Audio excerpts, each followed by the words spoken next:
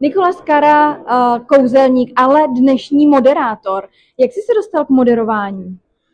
Ale ono už to vyplynulo z toho kouzlení samozřejmě, takže na těch různých akcích pak už mě zvali jako moderátora, takže jsem začal moderovat různé akce, no a tady jsem se loni podepisoval, byl jsem tu za kouzelníka i za moderátora, jsem se podepisoval, tak jsme se domluvili, že letošní autogramiádu budu moderovat já.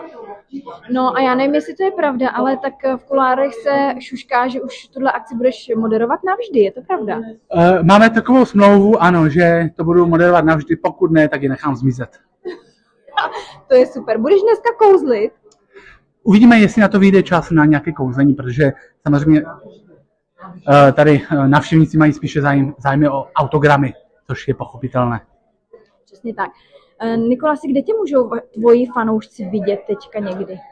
Ale všechna má veřejná vystoupení jsou na mých stránkách, na Facebooku, Instagramu, takže tam se to můžou dozvědět. Je toho opravdu spousta, takže z hlavy si to nepamatuju. Super. A řekneš nám ty stránky?